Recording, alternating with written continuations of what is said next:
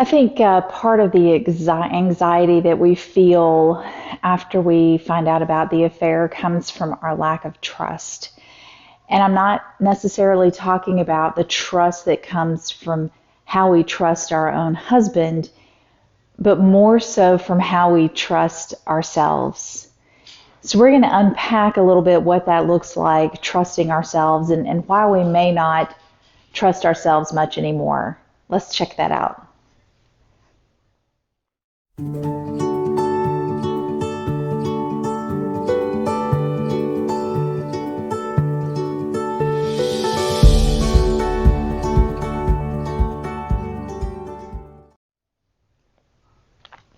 Okay, so trusting ourselves is important, and prior to the affair, we probably trusted ourselves pretty much.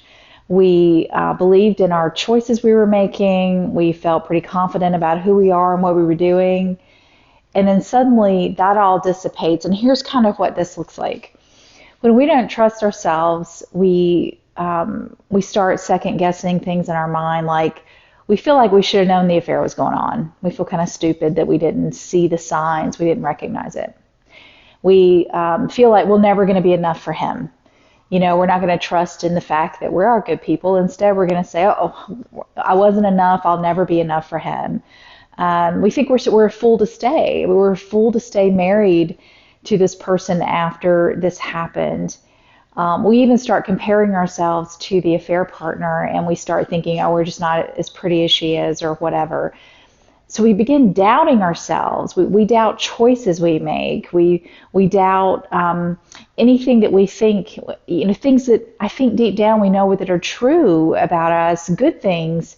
We start second guessing it. Maybe I'm not as smart as I thought I was. Maybe I'm not as good of a wife as I thought I was. Maybe I'm not as good of a mother as So anyway, we don't trust ourselves anymore. And if you find yourselves going through that very kind of negative mindset of thinking all of these things that I think we know aren't true, but we're inhaling them anyway. We're making them part of who we are. We're thinking these negative things all the time. That's a lack of trust in ourselves. We don't believe we can be different people. We don't believe we are the people that other people say we are. We have friends and family going, oh no, you're crazy, you're beautiful. I don't know what you mean. There's no way you could. We don't listen to them because we don't trust ourselves anymore. So trusting ourselves would look very different if we just trusted. Now, here's the thing. We need to internalize. Trust is a choice.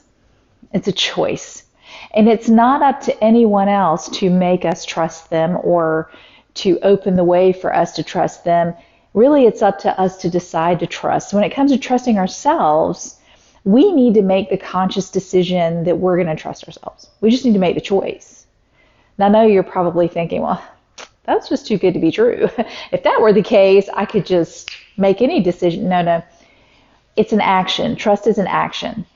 So to choose to trust ourselves means that we wake up in the morning and we catch ourselves when these negative thoughts and these negative mindsets start setting in. And here's what that might look like. Let's take the we should have known the affair was happening thing that we beat ourselves up about. We then catch ourselves thinking, I'm so stupid, I should have seen this coming. Instead, just stop and go, he deceived me. That's not my fault. No one would have known that.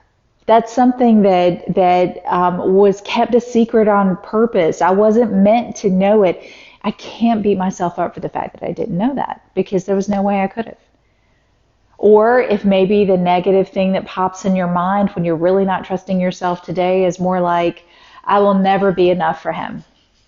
And instead, how you turn that around is you say, I am more than enough because I don't have to be enough for anybody. I'm enough for me.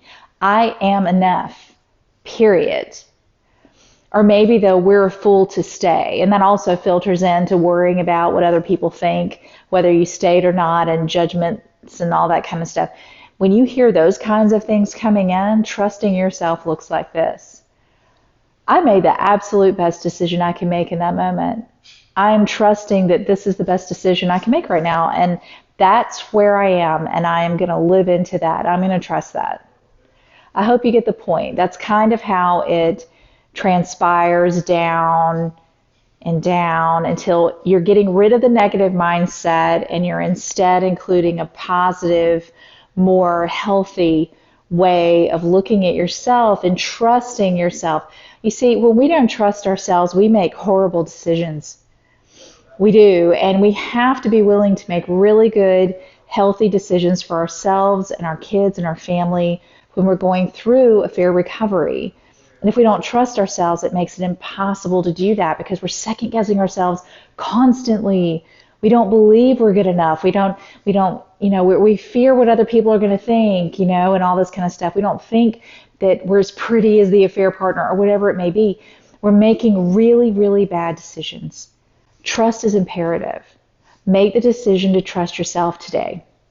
And here's a little exercise you can do, really simple. If you're having problems with this and these negative mindset ideas keep coming up in your mind and you're just distrusting yourself at every turn, well, here's what I want you to do. I want you to get an empty notebook, journal, something like that, and every time you have those negative thoughts, write them down. Just write them down. And then off to the side, I want you to write specifically the opposite of what your distrusting mind is telling you. In other words, I should have known. You would write the opposite. There's no way I could have known. Instead of I will never be enough, you put I am enough in all capital letters. You get the idea. You counterbalance that. Believe it or not, that's really the way most people retrain their mind. The more you keep doing this over and over, the more repetitive you are, the more your brain will start catching it early when this starts happening, and it's going to give you the more positive mindset quicker. So give that a try. Get that notebook, try that out, and see if you can't create a more trusting environment within yourself. That'll help you make better decisions. It'll help you feel good about yourself, and it will help you be more confident moving forward in your affair recovery. I hope you found this helpful. I have a Facebook group I would love for you to join. That link is below. And I wish you all the luck in the world. Make sure you subscribe to my channel. If you like this video, I have more like it. Check them out, and it's going to be all right. Just make that decision to trust today.